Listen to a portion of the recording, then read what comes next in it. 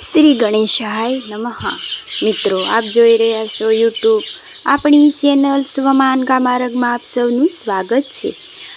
મિત્રો, આજે આ વિડીયોમાં આપણે સાંભળવાના છીએ આસો માસના વદ પક્ષ ચતુર્થી કરવા જ્યોત વ્રત કથા, કરવા ચોથ વ્રત કથા મહિમા પૂજન વિધિ। જો આપને આ વિડીયો પસંદ આવે તો લાઈક કરજો, શેર કરજો, કમેન્ટ કરજો। આપ આ ચેનલ પર પહેલી વખત જોઈ રહ્યા છો તો સબસ્ક્રાઈબ કરી લેજો, જેથી આવનારા નવા વિડીયોની માહિતી આપ સુધી તુરંત પહોંચી શકે।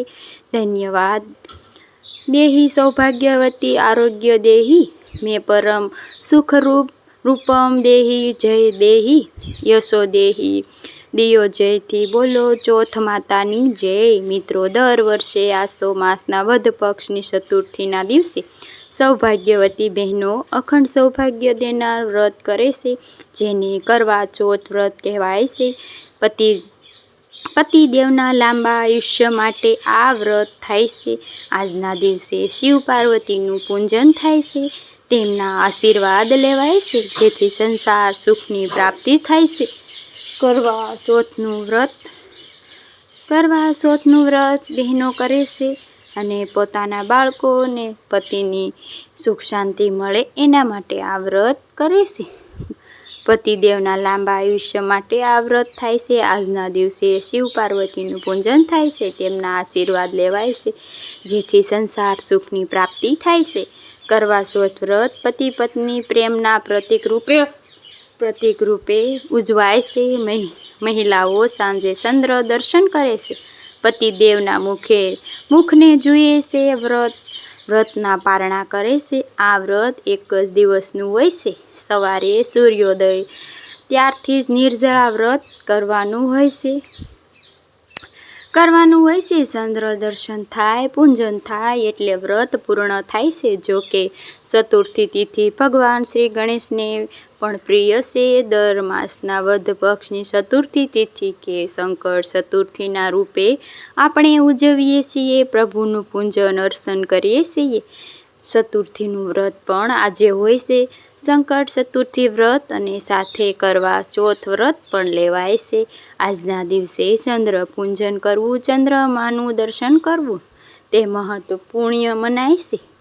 કરવા ચોથનું વ્રત ચંદ્રના દર્શન વગર અધૂરું રહેશે।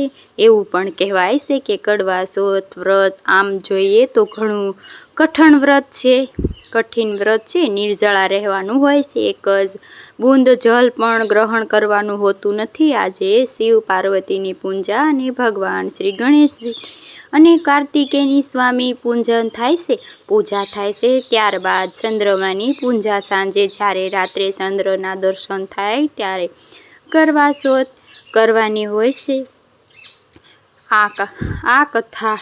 આ કરવા ચોથ વ્રત પૂજનની સામગ્રી વિશે જોઈ લઈએ। પૂજાની એક ચોકી જોઈએ, માટીનો કરવો અને તેનું ઢાંકણ, પાણીનો કળશ, કુમકુમ, સિંદૂર, પુષ્પ, ફળ, દીવો, ઘી, તેલ, કપૂર, ચોખા, શિવ પરિવારનો ફોટો, કરવા ચોથ પૂજાની થાળી અને કરવા માતાનો ફોટો પણ લઈ શકાય છે।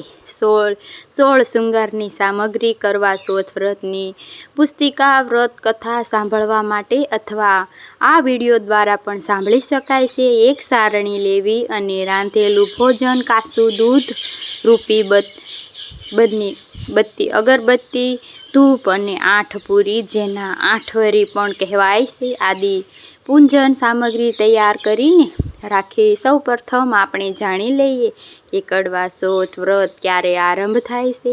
આપણા હિન્દુ પંચાંગ અનુસાર કરવા ચોથ એટલે કે આસો માસની કૃષ્ણ પક્ષની ચતુર્થી તિથિ પ્રારંભ થાય છે, ત્યારે તારીખ 9 ઓક્ટોબર 2025 રાત્રિના લગભગ 11 વાગ્યાની આસપાસ જે આ તિથિ પૂર્ણ થાય છે। 10 ઓક્ટોબર 2025 સાંજે 7:30 આસપાસ ઉદયા તિથિ અનુસાર જોઈએ તો ચંદ્ર ઉદય પ્રમાણે જોઈએ ચતુર્થી વ્રત તો તારીખ 10 ઓક્ટોબર 2025ના દિવસે આ વ્રત રાખવાનું રહેશે। ચંદ્ર ઉદય થાય છે લગભગ 6:30ની આસપાસ। ગામ શહેર પ્રમાણે અલગ અલગ ચંદ્રોદય હોય છે, જોઈ લેવો। હવે આપણે જાણી લઈએ કરવા ચોથ વ્રતની વિધિ વિશે।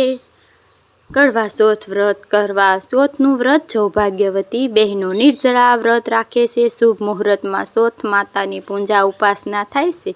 કડવા ચોથની રાત્રિએ જ્યારે ચંદ્ર દર્શન થાય છે ત્યારે મહિલાઓ એક સારણી લઈ તેમાં દીવો પ્રગટાવી ચંદ્રમાના દર્શન કરે છે, પૂજા કરે છે અને પછી તે સારણીમાં જ પોતાના પતિનો ચહેરો જુએ છે. ત્યારબાદ પતિના દ્વારા જલને ગ્રહણ કરાવાય છે અને આમ આ વ્રત પૂર્ણ થાય. ઘણી વખત એવું પણ બને કે મહિલાના પતિ દૂર હોય તો પણ ચંદ્ર દર્શન થાય પછી ચંદ્રદેવની પૂજા અર્ચના કરી પતિદેવનો ફોટો સામે રાખવો અને જળ ગ્રહણ કરી લેવું. અને જો બહેનો માસિક ધર્મમાં હોય તો તે બીજા દ્વારા વ્રત વિધિ પૂજન વિધિ કરાવી શકાય છે અને પોતે વ્રત કરી શકે છે. કડવા ચોથ વ્રતની પૂજામાં પુષ્પ, ચૂંદડી, કાસું દૂધ, દહીં, ઘી, સાકર, મીઠાઈ, અગરબત્તી, દીપક, અક્ષમ અને પીળી માટી, આ ઉપરાંત સિંદૂર, મહેંદી, બિંદી, બંગડી, પાટલા, બિછિયા, મહાવર અને દાંતીઓ તથા પૂજનની થાળી માટે આ બધું તૈયાર કરી રાખવું જોઈએ. આ તહેવાર એવો છે કે મહિલાઓ પોતે સોળ શૃંગાર સજી બંને દુલ્હન જેવો તૈયાર થઈ અને ચંદ્રમાની પૂજા કરે છે. માન્યતા છે કે ચોથ માતાની ચંદ્રમાની પૂજા કરવાની અખંડ સૌભાગ્યવતી પ્રાપ્ત થાય છે. વ્યવહારિક જીવનમાં સુખ શાંતિ બની રહે છે. ચંદ્રમાની પૂજા કરવાથી મન પણ શાંત રહે છે અને પતિ પત્નીનો સંબંધ મજબૂત બને છે. હવે આપણે જાણી લઈએ કે સારણીમાં પતિનું મુખ શા માટે જોવાય છે. સારણીમાં દીવો પ્રગટાવી પહેલાં ચંદ્રમાના દર્શન થાય છે. ચોથ માતાની પૂજા થાય છે અને પછી પતિદેવનું પૂજન થાય છે. ચહેરો જોવાય છે. આમ કરવાથી પતિનું આયુષ્ય વધે છે અને ચોથ માતાની પૂજા આ રીતે કર્યા પછી વ્રત પૂર્ણ થાય છે. આ વિધિ કરવામાં આવે તો વ્રત અધૂરું રહેશે. એવું મનાય છે કે આ વ્રતનો મહિમા વેદ પુરાણમાં પણ ગવાયેલો છે. પુરાણોમાં આ વ્રત કરવાનું ચતુર્થી તરીકે ઉજવાય છે. પ્રજાપતિ દક્ષે જ્યારે ચંદ્રદેવને શ્રાપ આપ્યો ત્યારે ધીરે ધીરે ચંદ્રદેવ ક્ષીણ થતા ગયા. ક્ષય રોગ લાગુ પડ્યો એવું પણ કહેવાય છે. ત્યારે ચંદ્રદેવે ભગવાન મહાદેવને ઉપાસના કરી અને મહાદેવને પ્રસન્ન કર્યા હતા. ત્યારે હતું આ ચોમાસુ કૃષ્ણ પક્ષની આ ચતુર્થી. કરવા ચતુર્થી કે કરવા ચોથ વ્રત કે સંકટ ચતુર્થી વ્રત માટે આ દિવસે જે કોઈ ચંદ્રદેવની પૂજા ઉપાસના કરે છે તેમના જીવનમાં રહેલા દોષો પણ દૂર થાય છે. એટલા માટે મહાદેવના વરદાન સ્વરૂપ આ ચતુર્થી હોય છે. ભગવાન ચંદ્રદેવની પૂજા ઉપાસના થાય છે અને કથા સંભળાય છે. આ કરક ચતુર્થી કરવા ચોથ વ્રતમાં સરગી પણ ઘણું મહત્વ. સરગીનું ઘણું મહાત્મ્ય છે. સરગી એટલે કે ભોજનની સામગ્રી સાસુમા તરફથી અથવા તો કોઈ વડીલ સ્ત્રી હોય તેનાથી તરફથી સૌભાગ્યવતી મહિલાઓને મળે છે. જે કરવા ચોથના દિવસે સૂર્યોદય પહેલાં આ ભોજન કરી લેવાનું હોય છે. કારણ કે આખો દિવસ જલ પણ ગ્રહણ કરવાનું નથી હોતું જ્યાં સુધી ચંદ્ર ઉદય ન થાય. અને જો વાદળછાયું વાતાવરણ હોય અને ચંદ્ર દર્શન થાય એવું બને ત્યારે એવું કહેવાય છે કે ભગવાન મહાદેવનું સ્મરણ કરાય છે અને ચંદ્રમાં ચોખાથી અક્ષતથી બનાવીને તેના દર્શન કરાય છે. જ્યારે આ રિવાજ પરંતુ ચંદ્ર ઉદય થાય તે સમયે ધ્યાન રાખવાનું હોય છે. વ્રતના સૂર્યોદય પહેલાં ફળ, મીઠાઈ, સૂકો મેવો કે જલ કે તે ગ્રહણ કરી લેવું જોઈએ જેથી શક્તિ આખો દિવસ બની રહે. આખો દિવસ બહેનોનો ભૂખ્યા રહેવાનું છે. નિર્જરા વ્રત સરગી ખાધા પછી જ ગ્રહણ કરાય છે. સંકલ્પ લેવાય છે અને ચંદ્રમાના દર્શન થઈ જાય, પૂજન થઈ જાય પછી ભોજન લઈ શકાય છે. સાંજે શુભ મુહૂર્તમાં પૂજા કરી લેવાની હોય છે. મહિલાઓ 16 શૃંગાર સજીને પૂજન કરે છે અને પૂજા કર્યા પછી ચોથ માતાની પૂજા તથા કથા સંભળાય છે ત્યારે જ આ વ્રત પૂર્ણ થાય છે. પૂજા કરતી વખતે પૂર્વ દિશા તરફ મુખ રાખવું અને પીઠ પશ્ચિમ દિશા તરફ કારણ કે ચંદ્ર ઉદય પૂર્વથી થાય છે. આ વ્રત માટીનો કરવો પૂજા પણ ખાસ છે. એટલા માટે આ વ્રતને કરવા ચોથ કહેવાય છે. માટીના કરવા ચંદ્રદેવને અર્થ અપાય છે. કરવા ચોથ વ્રતનું ધાર્મિક મહાત્મ્ય પણ ઘણું છે. કરવા ચોથનું વ્રત ઘણું મહાત્મ્ય ઘણું છે. સ્વાસ્થ્ય સુખ વિવાહિત જીવન કામને આ વ્રત કરાય છે. આ વ્રત ભગવાન શિવજીને પતિ રૂપે પ્રાપ્ત કરવા માટે દેવી પાર્વતીએ કર્યું હતું. કઠોર તપ અને વ્રતના પ્રભાવથી દેવી પાર્વતીને શિવજી પ્રાપ્ત થયા હતા. અખંડ સૌભાગ્યવતી દેનાર પ્રેમના પ્રતીકરૂપ આ વ્રત છે. વ્રતના ચંદ્ર દર્શન થાય ત્યારે વ્રત પૂર્ણ થાય, પરંતુ પહેલા સફેદ માટીના વેદી તૈયાર કરાય છે. શિવ પાર્વતી સ્વામી કાર્તિકેય અને ગણેશજીના તથા ચંદ્રમાની પૂજા થાય છે. સ્થાપના થાય છે. મૂર્તિ બનાવવામાં આવે છે અને જો આ મૂર્તિ આપણી પાસે ન હોય તો સોપારી નાળાસળી બાંધેલી હોય તેના શિવ પરિવારની ભાવના કરી સ્થાપન કરીને તેની પણ પૂજા કરી શકાય છે. ત્યારબાદ ચંદ્રમાની પૂજા થાય છે અને માત્ર બોલી શકાય છે કે ઓમ શિવાય, ઓમ ચંડમુખાય નમઃ, ઓમ ગણેશાય નમઃ, ઓમ સોમાય નમઃ, ઓમ દેવી નમઃ. ઓમ વ્રતનું સમાપન આ રીતે થાય છે. આ રીતે કરવો લેવો, તેમાં એક લાડુ રાખવું, નિવેદ રાખવું અને કંઈક દક્ષિણા તથા વસ્ત્ર પણ રાખવા કરવાની સાથે. અને જો પતિની માતા એટલે કે સાસુમાના જીવિત હોય તો અને કદાચ ન હોય તો પણ અન્ય સ્ત્રી જે વડેલ હોય તે દક્ષિણા સહિત આ કરવો અર્પિત કરાય છે અને આ રીતે વ્રતનું સમાપન થાય છે. જ્યારે ચંદ્ર ઉદય થાય છે, ચંદ્રમાને અર્ધ્ય અપાય છે. તપસ્યા બ્રાહ્મણને શૃંગારી સ્ત્રીઓ પતિના માતા પિતા અને તેને ભોજન કરાવવાનું, તેમના ચરણ સ્પર્શ કરવા અને કંઈક ભેટ આપવી. ત્યારબાદ સ્વયં પરિવારના અન્ય સદસ્યો સાથે પોતે ભોજન કરવું. કરવા ચોથ નામ બતાવાય છે કે કરવા એટલે કે માટીનો જે ઘડો છે તેનું ઘણું મહાત્મ્ય છે. એક કરવો સુખ સૌભાગ્યવતી પ્રતીક છે. ભગવાન શ્રી ગણેશનું સ્વરૂપ મનાય છે. અસલ લક્ષ્મી તથા સંતાન પ્રાપ્તિ માટે કરવાની પૂજા થાય છે અને આ વ્રત વિશેષતાનું પ્રતીક છે. ઈશ્વર પ્રત્યે શ્રદ્ધાનું પ્રતીક છે, જેને સર્વે મનોરથ પૂર્ણ કરનાર છે. આ વ્રત કરવા ચોથના દિવસે સંકટ ચતુર્થીનું વ્રત રખાય છે, જે ભગવાન શ્રી ગણેશજીને અત્યંત પ્રિય છે. વક્રકુંડ સંકટ ચતુર્થીના નામે પણ ઓળખાય છે. આ વ્રત ચતુર્થીના દિવસે ભગવાન શ્રી ગણેશજીનું વિશેષ પૂજન થાય છે.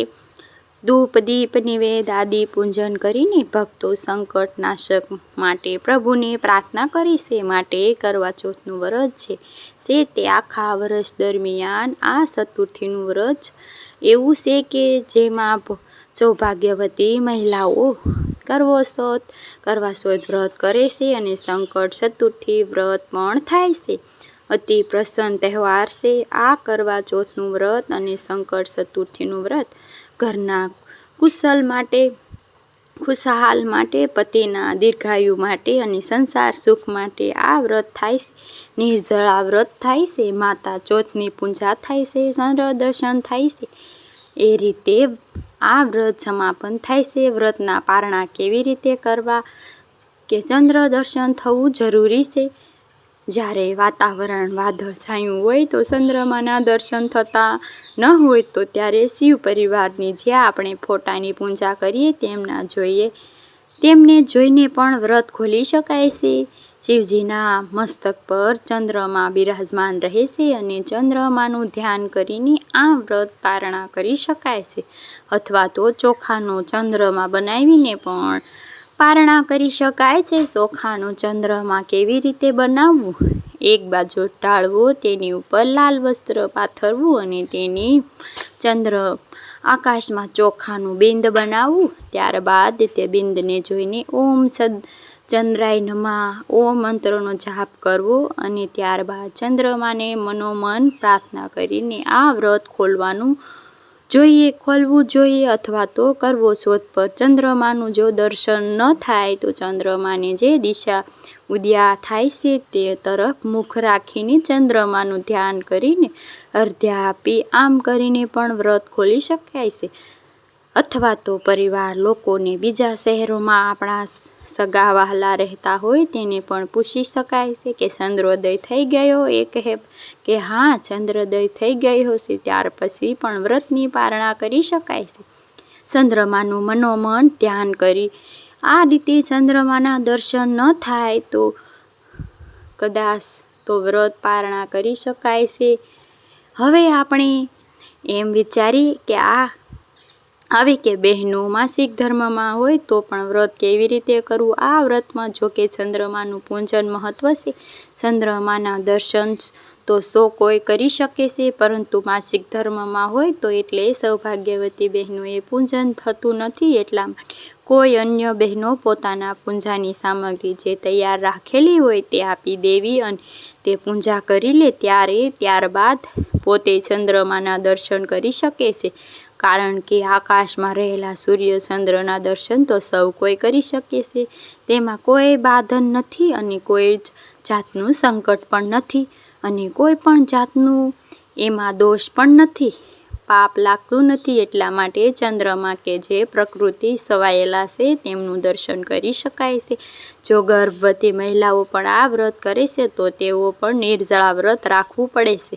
માટે વ્રત કરતા પહેલા ધ્યાન રાખવું, વ્રત થાય તો જ કરવું, નહીતર શિવ પાર્વતીનું પૂજન કરવું, ચંદ્રમાના દર્શન કરવા, ક્ષમા માંગવી. આ વ્રત એવું છે કે શ્રદ્ધા ભાવથી કરો તો તેનું પરિણામ શુભ મળે છે. કરવા શોધ વ્રતમાં ખાસ કરીને સંધ્યા પૂજન મહત્વ છે. એટલા માટે સવારે સંકલ્પ કરી લેવો અને સાંજ થાય પહેલાં પૂજાની જેટલી પણ સામગ્રી આપણે જાણી તે સામગ્રી તૈયાર રાખવી. પૂજા તો આપણે સંધ્યા સમયે જ કરવાની હોય છે.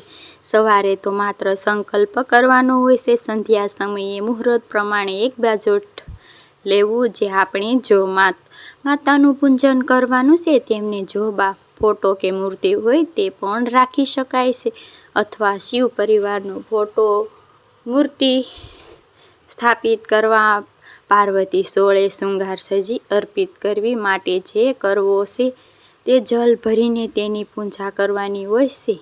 તેને પણ બાજોટ પૂજા સ્થાપન કરી રાખવું. ભગવાન શ્રી ગણેશ, ગૌરી ભગવાન શિવ અને ચંદ્રદેવનું ધ્યાન કરવું. ચંદ્રમાના દર્શન સારી રીતે કરવા. ભગવાન શ્રી ગણેશની પૂજા કરવી માટે જે કરવો તે છે જલ ભરીને તેની પૂજા કરવાની હોય છે. તે પણ બાજોટ પર પૂજા સ્થાપન ઉપર રાખવું. ભગવાન શ્રી ગણેશમાં ગૌરી ભગવાન શિવ અને ચંદ્રદેવનું ધ્યાન કરવું. ચોથ માતાની કથા સાંભળવી. ચંદ્રમાની પૂજા કરીને અર્ધી આપી ત્યારબાદ સારણીની ચંદ્રમાના દર્શન કરવા. દીવો પણ રાખી શકાય છે અને ત્યારબાદ પોતાના પતિના દર્શન કરવા સારણી દ્વારા જ. અને પતિ પોતાના હાથમાં જે કળશ રાખ્યો હોય તેનાથી પતિને જલ પીવડાવે છે. આ જલ જે પીવડાવવામાં આવે છે ત્યારે વ્રતના પારણા થઈ જાય છે. ત્યારબાદ સૌભાગ્યવતી બહેનોએ વ્રત રાખવું છે તેઓ સર્વે વડીલોને આશીર્વાદ લે ઘરના અને એકબીજાના. આ કરવા ચોથની બધાએ આપે છે. સાથે મળીને પણ બહેનો વ્રત કરતી હોય તે ઈશ્વરને પ્રાર્થના કરે છે કે પોતાનું સૌભાગ્ય અખંડ રહે, પતિદેવને લાંબુ આયુષ્યમાન પ્રાપ્ત થાય અને ઘરમાં સુખાકારી રહે. હવે આપણે જાણી લઈએ કડવા ચોથનું ઉજવણું કેવી રીતે કરવું.